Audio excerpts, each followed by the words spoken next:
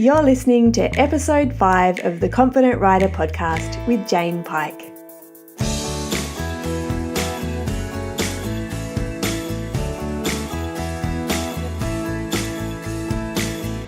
Hi, fabulous one. Thank you for joining me today. I was inspired to jump on and make this podcast this morning based on a conversation that I had with a really good friend of mine based in the UK. And also some personal experiences that have been going on for me over the past 12 months that have been causing me to think about this on a slightly different level. And the topic that I'm talking about is self-sabotage, but sabotaging ourselves specifically when it comes to success or when it comes to putting ourselves out there and really doing what it is that we want to do. The basis of this, or the reason that we might actually hold ourselves back in the first place, is out of fear of repercussion. And that type of repercussion that I'm talking about relates to what other people might be thinking, the opinions of other people, how other people might respond to us putting ourselves out there, and also within the online space. And this is a slightly different angle, I guess, from specifically talking about the horse side of things, is also professionally how that impacts not only the way that I try to represent myself and the messages that I share, but also how I know other people hold themselves back from doing the same. And I think that even if the specifics of this particular episode don't apply to your situation, there'll be principles that you can take from it that certainly do. Because as far as I know, and from the many conversations that I've had, this is something that's really common to all of us, but may not be something that you have thought about really specifically. So let's chat about it now. When it comes to comfort zones, we are all really familiar with the things that we try to avoid. Some of those likely suspects might be pain, physical injury or pain, but there's also emotional pain such as humiliation, shame, embarrassment, concern, even any of those sorts of things that we would typically describe as negative that we tend to really try our best to avoid, and understandably so. If we have our comfort zone then, if you can think of your comfort zone as being a circle, there's the bottom part of the circle, and anything that is outside your comfort zone within that bottom sphere represents what I just discussed. So things that we might go out of our way to remove ourselves from or to avoid. But also there's the upper limit or the upper threshold of our comfort zone. And that's what I call your success threshold. This is something that all of us have. We have comfortable limits with how much good stuff we can handle. And although you might say to yourself, well, that doesn't apply to me, I can certainly handle any good stuff that comes my way, the reality is that we can't. We have a self-imposed limit on what it is that we believe that we're deserving of, what it is that we believe we're worthy of, and what it is that we're used to. And some of these mental limitations really put a handbrake on what decisions we make and what we involve ourselves in, but also what we allow into our life, so what we're accepting of in both a general and a horsing sense. When it comes to competition, for example, and this is an example that applies even if you have no competitive aspirations whatsoever, an example of your success threshold might be feeling like you're on a plateau. I worked with a rider a couple of years ago now who was doing really well. She was actually getting out there and she was a show jumper and she was getting the results that she'd always dreamed of. And you would think, on a logical level, if you were to stand back and have a think about what was going on, you'd say to yourself, well, everything's great here, we're moving in the right direction. However, what happened is that she hit her upper limit at some point and started to actually sabotage her own results by doing things which we can legitimize in some way, shape or form. And that looks like not going to a show because you think maybe you're spending too much time away from your family, or actually stopping yourself from doing the amount of training you need to by getting procrastibusy. And procrastibusy is the name that I give to those activities which keep us busy but actually don't produce any sort of productive outcome. So she started doing all of this sort of thing, getting herself procrastinate-busy, using excuses which weren't legitimate in her instance. Sometimes there are situations where perhaps your family does need to be a greater priority than a horse competition, and that's completely fine. However, in this situation, it didn't apply. And the main limitation that came up for her was that her success was actually putting her in a different level, or separating her from her friends in one sense. And they were starting to treat her differently as a result of her competitive successes. She was starting to see herself differently. But what was challenged at its core was this idea that she didn't want to be seen as being better than anyone else, or having people think that she thought she was somehow better than them. And that really bothered her. So to keep her within a comfortable threshold, to make sure that she was staying within the limits of what she knew and how she wanted to be perceived, she started to do things which actually undermined her success. And this is really, really common. It might not be that this particular example applies to you, but there are many instances where we're actually concerned about what a positive result might mean for us. It might mean that, if we were to ride our horses consistently and we haven't been doing so, we might feel then that there'll be a different level of pressure to do something that perhaps we don't want to do as a result of that, so we don't actually get ourselves to that point in the first place.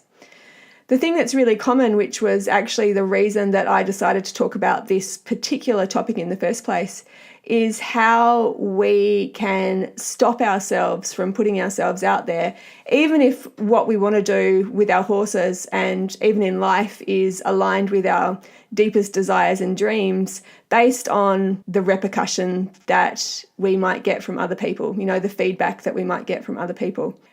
I have experienced this on many levels, and it's a slight tangent to talk about this, but just to weave in some of my personal experiences as well, because I really don't want this to be, a theory-based session that I have no connection to. That's very far from the truth. But even professionally, in the online sphere, there's a huge level of vulnerability that is required to put yourself out there. I'm naturally quite a bubbly person. I wear my heart on my sleeve, absolutely. And I love connecting with other people. And I guess this work that I do is my dream work. But alongside of that, I'm actually quite introverted. And to put myself out there in any shape or form, especially at the beginning, required such a huge effort on my part. I remember when I first did my first videos, I used to get this hot flush that would come over me and my heart would be racing when I pressed send. And I know I imagined, as we do in situations where we're feeling anxious or afraid about what might happen as a result of doing something, I imagined all of this negative feedback coming to me, and I had to actually consciously override that to put myself in a better space and to be able to consistently do what it is that I wanted to do. And at that point, I set myself a goal, I guess you would call it, to make a video a week. And I stuck with that. I aligned myself with that, even if my body screamed that I didn't want to be doing that I wanted to do the opposite. Because my aspiration and my vision was really to share what I knew with as many people as possible, and to really try and help as many horses and humans as I was able to. And I still remain aligned with that. That's my biggest driver and my biggest blessing in so many ways, that I have drawn on that for strength, even in the times where it's felt really hard. I think this podcast, even my busyness in starting the podcast, was taking that to a new level as well, like thinking to potentially a new audience, potentially people that don't like me or don't know me. And what will that mean? What will that mean? But again, you have to actually connect in with something bigger than yourself and align yourself with that to be able to manage that mindset in the moment. So this conversation that I had this morning with another fabulous friend, she is a rider as well, but she's also has an equestrian-based business. And we were talking about something which is really commonly experienced, which is, I guess you could call it online bullying, trolling, negative feedback from people that isn't constructively based. It's actually based on whatever is going on for that particular person. And the emphasis of it is quite personal. She'd been in a situation where someone who was a competitor in her particular industry or her particular market, it was all the equestrian industry, had started singling her out in fairly negative posts and trying to pick her to pieces. And it had a huge effect on her. Firstly, because she's very collaborative and she believes, as I do, that we're all in this together, and if we can actually collaborate and support each other, then that benefits everyone and just makes it a much more pleasant thing to be a part of. But also because she really respected this person on a professional level and was taken aback that she would choose to do this. Now, as a consequence of that, she almost decided to give up what she was doing and thought, as a consequence, that she would really take a step back. And that made me feel really sad to hear that, but not entirely surprised. Because when you are on the receiving end of vitriol like that, it is really hard to handle. No one likes it. And I don't want to say that if you've been on the receiving end of pretty harsh criticism and pretty unfair criticism that you just need to get over it or not care, because I think that caring is part of having an open heart, and that's not something that we want to get rid of. I think having an open heart is something we absolutely need for our horses, and I would never in any case recommending building a wall or putting on your armour, as Brené Brown might say, in order to protect yourself from feeling things that might be hurtful. Because the flip side of that is that we also cut ourselves off from the ability to be generous and loving and open to joy. So my response to her was the same response that I give to everyone in this situation, and that is that anytime we are in a position where we are experiencing criticism or bullying or harshness, the thing that's naturally created within us is a feeling of shame and disconnection or fear, even if what they're saying is totally not valid or has no realistic basis.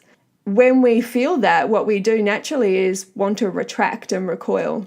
We try to cut ourselves off. And if we can actually lean into the feeling and recognize that we are being triggered in that moment to respond in that way, we can also understand that the actual solution to that is to lean into it and to connect and reach out. And I said to her, if you feel like that, then you need to call on your people like me and other people, because we've all been understanding of that. We're empathetic to how that feels. And it's also not based in truth. You have so much to share, so much to offer the equestrian world, and to think that someone's harsh comment could put that flame out within you is incredibly sad. I've had a couple of experiences over the last 18 months, and not to say this is something I'm battling incessantly, but it's definitely out there. One with a specific person who was, you could only describe it as bullying via email, and another situation which was much less intense but definitely sparked the same kind of thought process within me when I jumped on a live session a few weeks back and had my first experience with online trolling. That was really ridiculous. I mean, they were just a group of weird little men. I don't really know how else to describe them. They had no horse or equestrian or coaching links at all. They were just literally what you would describe as spammers.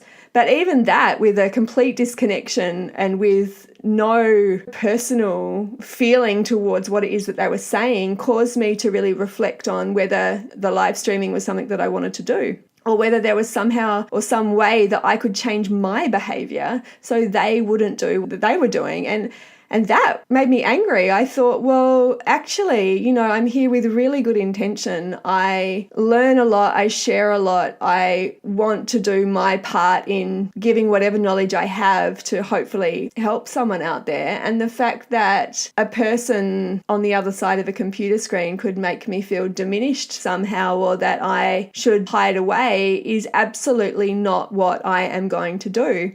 I'm going to move in the opposite direction to that. I'm going to be more visible. I'm going to share my message more, because it's almost the response to actually becoming bigger or shinier or choosing to share more of yourself with people is that you are going to find more awesomeness and more love and more fabulousness with the people that are aligned with your message and who you are. But you're also going to come against more of the negative, the natural negative in a way, because this is the yin and yang of life.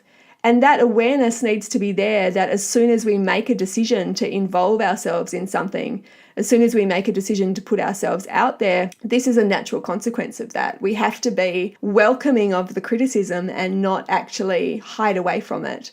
One of the things that I said this morning when I was having this conversation with my friend was that the way to tell whether this is criticism that you should be perhaps paying attention to, because that's the other thing as well, isn't it? Like, we don't always want to be ignorant of criticism. Criticism is our friend in so many instances. It allows us to really recognize the things that we could perhaps do differently or improve on, and it's incredibly valuable. So I'm not suggesting that you ignore or block out or reprimand anyone that offers you criticism, quite the contrary. But there is criticism that's unwarranted, unnecessary, and unkind. And that criticism, the way that we can discern between those two types is generally to understand that the criticism that is unkind is usually personally focused. So if someone has a problem with me, for instance, you can tell because the comments are directed towards me as a person, perhaps what I look like, perhaps how I talk or what I do, that sort of thing. If there's a problem with the material or content or something that I'm talking about, then that would be directed to the content or the material. And those conversations I'm more than happy to have because they're important ones to have. And the same with horse riding, with our horsing and anything we get involved in. I have particular techniques and ways of going about things that aligned with my values and what I believe to be important for my horse and for myself. But I have an openness to receiving new information because I'm aware that I don't know everything. And if I was to cut myself off from that capacity to learn or to critically evaluate what was out there, I'd be doing myself a huge disservice and my horse a huge disservice. So that's something that I'm really aware of, my own biases and how it is that I'm interpreting information that's offered to me. So in that situation, if we're training or working with our horses and someone criticizes us personally or our horse personally, then I'm not interested in that feedback. But if there is something about the technique that is open to discussion and that's a conversation and a dialogue that they're entering into, that's a fabulous conversation to have. So I think the same applies to any time we put ourselves out there or any time we extend beyond our comfort zone into that success threshold territory. We have to recognize that criticism will be an inherent part of that. And instead of seeking to avoid the criticism, we actually want to welcome the criticism in a way where it's expected, where we say, I knew you would show up. I knew you would be here, and that's okay, but I'm going to choose to continue on in spite of your presence. Success threshold. So let's loop back around to that. When it comes to actually extending yourself out of your comfort zone and really looking at what's going on for you and your horse, say it might be that you're not riding with the regularity that you would like to be, or perhaps you have reached that competition plateau that I mentioned previously, then it's useful to analyze this and say, well, what am I afraid of happening on the other side of that? Like, what is the fear that's associated with being on the other side? If the fear is a concern about what other people think or a concern about what people might say, then it's important to identify some of those beliefs that you have, and a good indicator of that will be the conversations that you're having with yourself. So if you're having a conversation that is based on you thinking maybe you're a bit up yourself or above yourself if you do this, this and this, or actually, just as a side note, how you judge other people shows what your limitations are as well. So if you view someone else's success with a sense of jealousy and then you label them and say, who do they think they are? Or, gosh, look at them, she's so full of herself. That shows you that that level of success is actually outside your comfort threshold because you have othered yourself in comparison to that other person. You have put them in a place where you consider them to be different from you somehow, but negatively different. Why would you go to that place if you saw that as a bad thing? Why would you seek to reach that level of success if you saw that as a bad thing? So really important stuff to get your head around, because we do limit and self-sabotage based on the decisions that we make, the effort that we involve ourselves in, or the effort that we take rather, and the actions that we involve ourselves in order to get ourselves moving forward. And some of the parameters of your self-sabotaging, or some of the indicators rather that you might be self-sabotaging, is to understand that there will be familiar patterns that come up. So if you find yourself getting to a place where you feel like things are going really well, and you have that thought, that really common thought that's like, oh, this seems too good to be true, then you know that you've reached that teetering limit of your success threshold, and that's the time to actually get comfortable with being there. One of my favorite sayings, and I don't know who to attribute this to, but basically it's the amount of discomfort you are or you can tolerate is proportionate to the amount of growth that you will experience. You need to become tolerant of discomfort in order to increase your success threshold. And this is personally, this is in relation to your horse riding, this is professionally. Anytime we look to really expand those comfort zone parameters, we really have to say, well, how good am I allowing it to be? How good will I let it be, We block success as well, or we block the flow of energy that is accepting of success through a myriad of very small, big ways, like accepting compliments. If someone offers you a compliment, for instance, how good are you at accepting it? I used to be terrible at accepting compliments. I would immediately dampen down the compliment and say, either point out something negative about myself or give them a reason as to why that compliment isn't true. And the biggest turnaround point for me in relation to compliments was actually recognizing that compliments are not just about the person that's receiving it. Compliments are also about the person that is giving the compliment. Think about it this way. If you are in a situation and you say something nice about someone and that comment is made with genuine intention, then when that person receives it, there's a flow of energy between you that's cyclic. You give the compliment, you give this positive energy and juju, that person takes it and you go about your merry way. When you give a compliment, however, and the person rejects it or downplays it, it's like that energy becomes like boom, like it's stilted and blocked. And sometimes that creates a really awkward moment. You don't know how to move from there or to actually continue on with the conversation. Or you get into this situation where you're both trying to justify what it is that you said, you from the position of saying something nice and them from the position of rejecting what it is that you said about them. You don't even have to go too much into it, but a really good practice of accepting the flow of good energy and accepting the flow of success is to actually be accommodating of compliments, to say, why, thank you. You just have to say thank you. And in the beginning, those words that want to reject the compliment will creep up in your throat and it's like you have to swallow them back down. But the practice gets easier over time. And then you can start to recognize, well, if this is one way that I'm actually blocking the flow of success or blocking the acceptance of good things into my writing and into my life, how else is it that I'm blocking it? Really interesting observations to have and things that we can practice on a daily basis.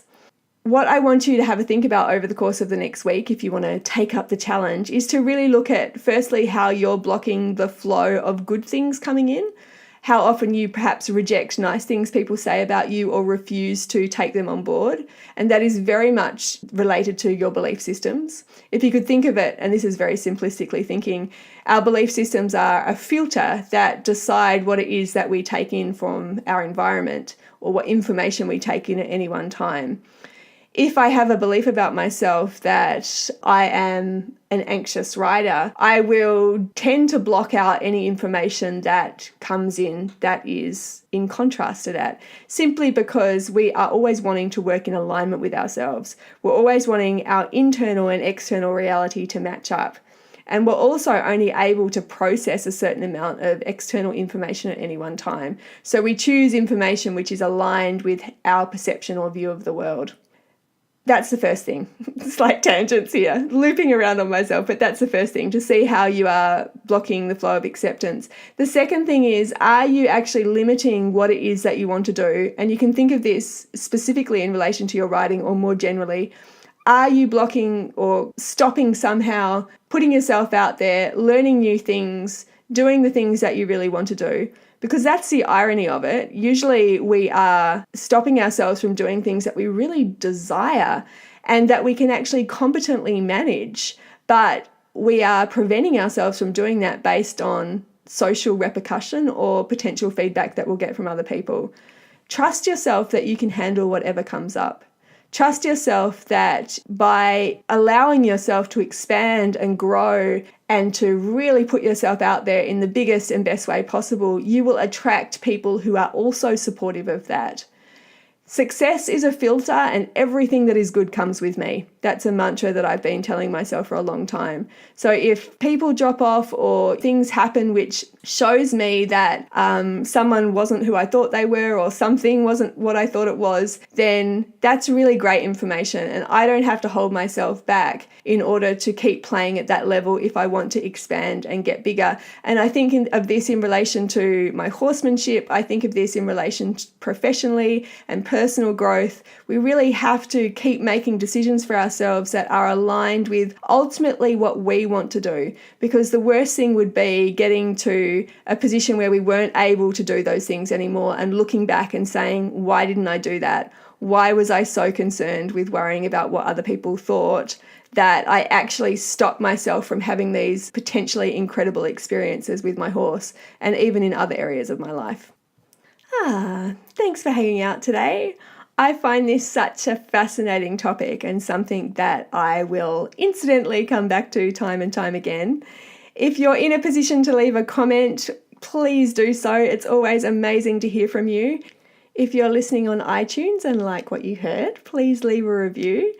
And for those of you wanting to take the next step and work together, check out my membership program, Joyride. You can jump on my website, confidentrider.online, and all the details are there. But until next time, have a fabulous day, happy horsing, and I'll talk to you in the next episode.